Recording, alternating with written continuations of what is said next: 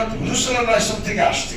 হযরত মাওলানা ইলিয়াস সাহেব শুধু মনে করাই দিয়েছেন, আমরা ভুলে গেছিলাম, আল্লাহ তার দ্বারা আবার এই কাজটাকে তাজকির করেছে, মনে করাই দিয়েছে।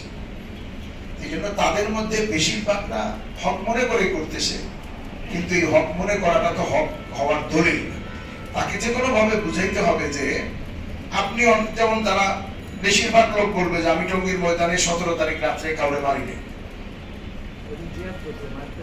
না, একদল তো হলো যারা জিহাদের গলত বুঝাই গেছে যে জিহাদ করছে, আর একদল বলছে যে না, মারাটা ঠিক হয় না। এরকম লোক আছে যে মারাটা ঠিক হয় না, কিন্তু আমি অংশগ্রহণ করি না, এটা বলে যে আমি তো অংশগ্রহণ করি না। আমাদের কথা হলো 1 নম্বর জিনিস, এটা জিহাদ, যেটা তোমার কে কইছে, মোহাম্মদুল্লাহ না কি জানি, ওই যে আব্দুল্লাহ মনসুর, হ্যাঁ, মুয়াজ বিন নূর। তোমরা বাংলাদেশ কি এত ফকির হয়ে গেছে, ইলমের দৈন্যতা এত দেখা দিছে যে জিহাদের ফতোয়া মুয়াজ আর আব্দুল্লাহ মনসুরের দিতে হলো। আব্দুল্লাহ মনসুর যে আছে না, একটা বই লিখছিল আর ইমারাতু হিয়া সুন্নাহ, তার মধ্যে লিখছে যে এটা একটা হাদিস আছে, বাস্তবিক একটা হাদিস আছে, যখন মুসলমান কোন আমিরের উপরে মুত্তাফিক হয়ে যায়, কেউ যদি বাগাবত করে সে হত্যার যোগ্য। আর ওই আমির হলো রাষ্ট্রীয় খেলাফত যখন কায়েম হয়, খেলাফতে ইসলামিয়ার আমির, খেলাফতে ইসলামিয়ার আমির আর তাবলীগের আমির কি হয়? খেলাফতে ইসলামিয়ার আমির যে তার মাসলা হলো, এটার সিলসিলা কিন্তু শুরু হয়েছে অন্যান্য জায়গার হাদিসগুলোকে যখন তাবলীগে ব্যবহার করা শুরু করছে, ওইখান থেকে জিহাদের মাসালাগুলো এখানে নিয়ে আসছে, জিহাদের হাদিসগুলো নিয়ে আসছে। এটা ওই একটা হাদিস আনতে আর সমস্যা নেই, ওইখান থেকেই আসছে। সাহেব সাহেবের যেমন না বই আছে, আনতে তো অসুবিধা নাই, বই যেটা আছে শিরোনামের মধ্যে আরেক হাদিস ঢুকাই দিয়ে এগুলোর মধ্যে তো সূচনাগুলো। হ্যাঁ, কিন্তু ওই সকল হাদিস যে হাদিসের মধ্যে খায়র লিজাতিহি ও খায়র লিগাইরিহি, উলামা ইকরাম ওই খায়র লিগাইরিহির কারণে অনুমতি দিয়েছে যে ব্যবহার করতে পারে, তবে অবশ্যই সেটা সানিয়ান, অবশ্যই সেটা তাআল্লুকান নিসবাতান, কিন্তু হাকিকতান ওই হাদিসগুলি তো বাস্তবিকে যেটা জিহাদের সেটা জিহাদের, এক সকাল অথবা এক বিকাল এটা জিহাদের।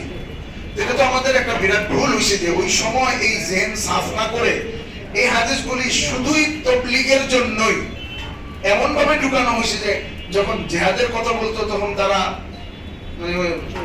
মনে করতো যে এটা অপব্যাখ্যা, এটাই হলো আসল ব্যাখ্যা। এই ভুলটা তো হয়েছে, এটা তো ভুলেরই একটা প্রায়শ্চিত্ত। তো তারা খেলাফতের আমিরের মাসলা তো হলো গুমশুদা, যার স্বামী হারাই গেছে, পাওয়া যাচ্ছে না, এই ব্যক্তির কি অবস্থা হলো, আর এক জায়গায় বিয়ে দেওয়া যাবো তালাক ছাড়া? তো আল হিলাতুন নাজিজা এর মধ্যে আসে, এই মাসআলার মধ্যে ইমাম মালিক এর রায় অনুযায়ী ওই বর্তমান আমির তার পক্ষ থেকে তালাক দিয়ে দিবে। আর আমাদের দেশে হলো আমিরের জায়গায় এটাকে কোর্ট রাখছে, বিচারকরে রাখছে, যে আমির তার পক্ষ হয়ে তালাক, তাহলে তো কইতে মামা সাত সাহেব এরকম বেডি গো জামায় তালাক দিতে পারে। মসজিদে নামিরায় বা আরাফার ময়দানে জামা বাইনাল সালাতাইন, জামাআন ওয়া কাসরান যেটা করা হয়, এটার জন্য 6টা শর্ত। 6 শর্তের মধ্যে একটা হলো আমির অথবা তার নায়েব উপস্থিত থাকা। তাহলে তো বোঝা গেল সাত সাহেবের উপস্থিত থাকা জরুরি। যে বছর সে হজে যাবে না, তাহলে ওই বছর তো জমা করা যাবে না, কারণ আমি সব নাই। ব্যাপারটা এরকম না। তো এক শ্রেণী ভুল বুঝে এটা করতেছে, গেরাগলে পড়ছে, ট্র্যাপে পড়ছে। আর এক শ্রেণী এটাকে তাদেরকে ভুল বুঝানো হয়েছে, ওই যে ওয়াজিবুল কতল এই হাদিস নিয়ে ওরে লাগাই দিছে, এই জন্য টঙ্গীর ময়দানে মারা শুরু করছে। আর এক শ্রেণী বলে ভাই আমি এইটার মধ্যে এই কাজটাকে সমর্থন করি না, আমিরকে সমর্থন করি কিন্তু এই কাজটাকে সমর্থন করি না যেটা করছে টঙ্গীতে। সমর্থন তুমি না করলে কি হবে? তাকি নমাজ আত্মহমা, তো আমাদের জায়গা থেকে সরে যাও। তাবলীগের জন্য তুমি এখানে তোমাকে থাকতে হবে, এটা তো কোনো জরুরি না। তুমি জায়গা থেকে সরে দাঁড়াও, যাতে কিয়ামতের দিন এমন না হয় যে তুমি করো নাই কিন্তু তুমি সমর্থন করছো।